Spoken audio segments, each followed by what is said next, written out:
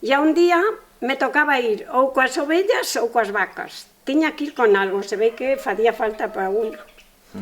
E as vacas iban para as lamas, que para andar raya ali para arriba. Digo, bueno, pois eu vou coas ovellas. Vale, e o Teófilo iba coas vacas para as lamas. Eu non sei por que non quería ir ali. Igual ibas tú tamén, ya te tiña medo.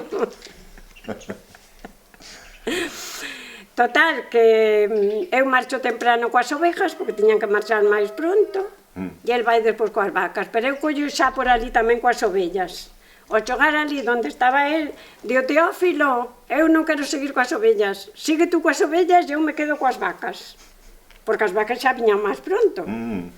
Vale, vale, non se me olvida, na máis sentarme eu ali coestoutros todos, coas vacas, e a coller el coas ovellas hacia baixo, hacia Portugal, le sai o lobo.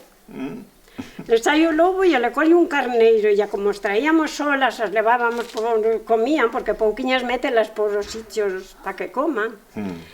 E a colleu o carneiro polo pescozo e andaba para collelo ao lombo e non foi capaz, o lobo non foi capaz de coller ao lombo. E claro, xa foron os perros que tiñan, e a xente a rular ao lobo e xa o soltou. Ya non levou o carneiro. Despois decía, ai, Dios mío, se acerta a seguir coas ovellas xa me pasa a min o do lobo.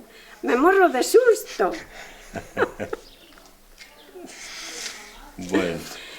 E a primeira vez que o vi, fíjate, non virei nunca o lobo, non sei quantos anos tería eu, pero moitos non tiña, que fomos, tú a máis eu, as ladeiras ao rebusco das castañas. Dixemos, vamos aos nosos que quedan a medio apañar, e a levábamos a burra nosa. E xa levábamos un pouco apañando as dúas, cando empeza a burra como a gruñir, ya polas orellas para arriba, ya dice tua mai, ai, pois sinto o lobo por aí, está sacando o lobo. Cando xa vemos aparecer tres tan tranquilos, cruzando por... Non estábamos deste lado dos castañeiros, os lobos por o outro lado do cabo. Ainda non sei que le dixo a tia Antolina, non sei que... Cabrón, non sei que me le dicía a tia Antolina. Ni nos mireron, ni nada, os tres, un detrás dos outros, por allá arriba.